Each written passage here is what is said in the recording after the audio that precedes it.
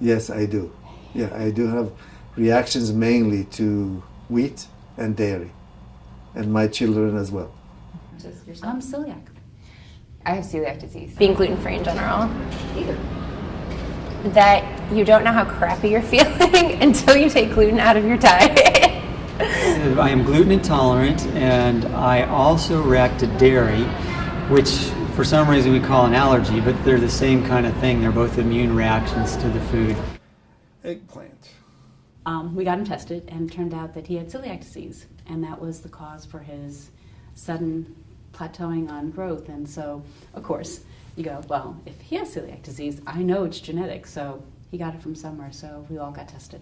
We know that from the last 75 years or so, from studies started by the USDA,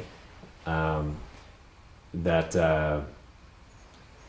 the nutritional content of foods, of raw vegetables, is not what it used to be. So a carrot that's taken off the shelf, analyzed for major nutrients and major vitamins, now on average shows maybe a quarter to a half of the nutritional content that it used to. Genetic engineering is a new thing where we're able to splice genes from one species of all of the species, right, on the planet, and splice that into another species. So completely different kingdoms even. You know, I guess the question is, do we label everything? And maybe that is the most appropriate thing to do. I mean, if people find that they are sensitive to corn-fed beef or corn-fed chicken, then they should have a right to know what they're eating. Doctors are not trained to think in terms of food reactions being the cause of their patients' symptoms.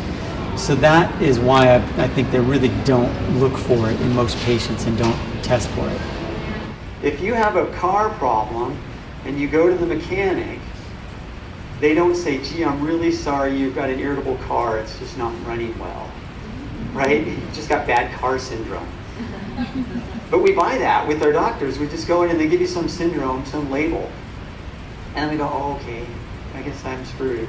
Don't give these people too much power. If they can't help you, then find other people who can.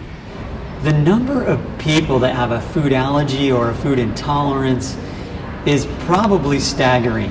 We don't really have statistics on this, but in my estimation, it's probably half the population.